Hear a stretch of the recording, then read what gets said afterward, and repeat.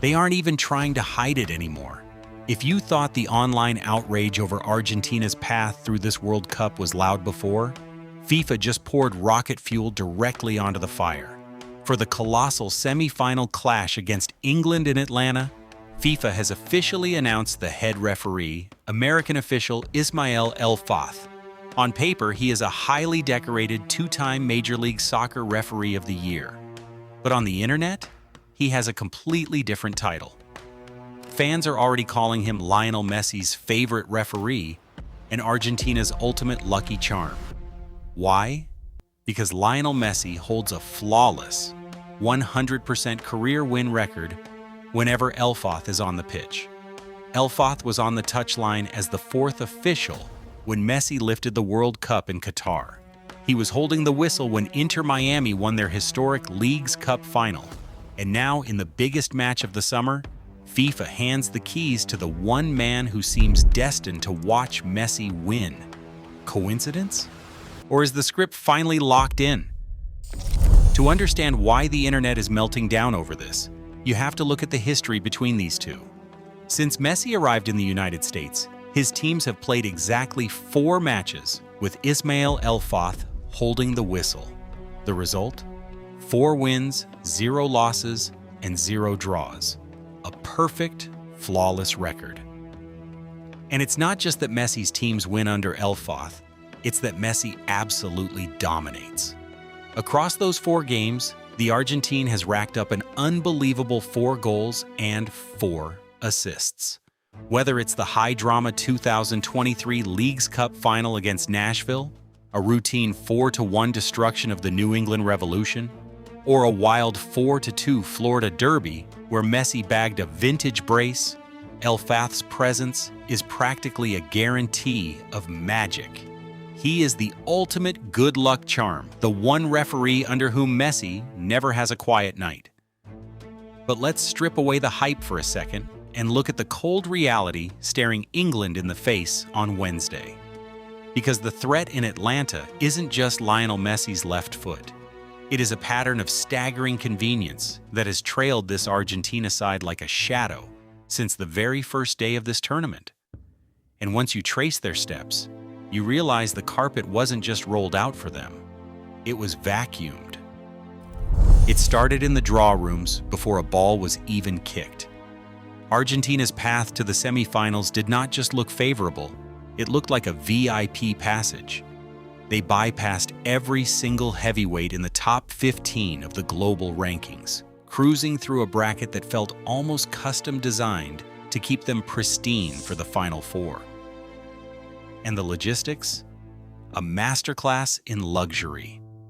While rival squads were dragged through exhausting multi-time zone travel schedules, Argentina was quietly insulated, traveling fewer miles than any other team in the competition. They were even shielded from the elements, handed a schedule dominated by cool, primetime night matches while their opponents gasped for air in the suffocating afternoon heat. But okay, you can chalk all of that up to administrative luck. Let's talk about what has actually happened on the grass. Because every single time the wheels looked ready to fall off this Argentine machine, the system intervened. Against Algeria, the favoritism was practically on display from day one. Messi commits a blatant, studs-up stomp on Mandy, and by any modern interpretation of player safety, it's a straight red card. Yet the referee's whistle stayed silent, and VAR didn't even flash a warning screen. Then, in that exact same match, Alexis Mac Allister body checks Ibrahim Maza with a raised elbow right in front of the official.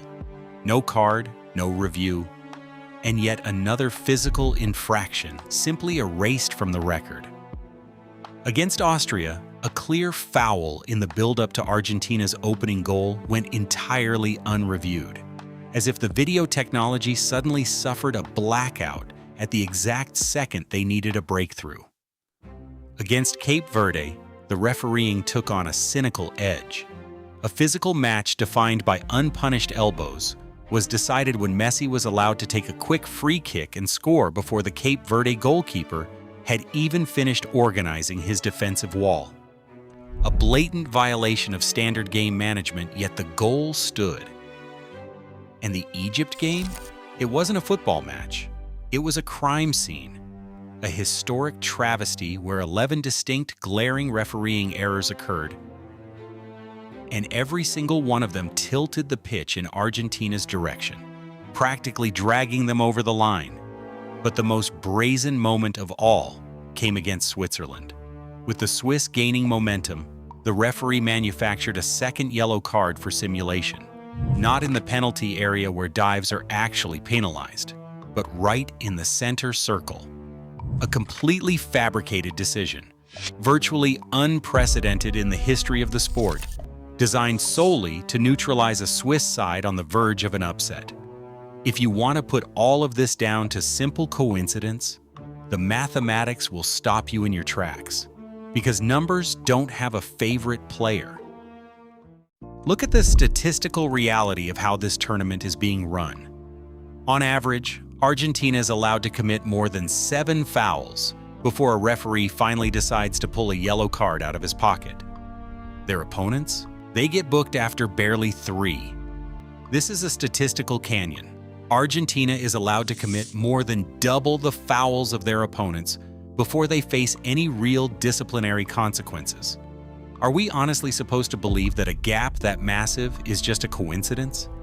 Because if a governing body has the sheer audacity to pull those strings against Switzerland and Egypt under the eyes of a global audience, you have to be incredibly naive to think they'll hesitate when the stakes are at their absolute peak in a World Cup semifinal. Which brings us right back to Ismail El-Fath. If this semifinal is a referendum on FIFA's integrity, then El-Fath is the man holding the ballot box.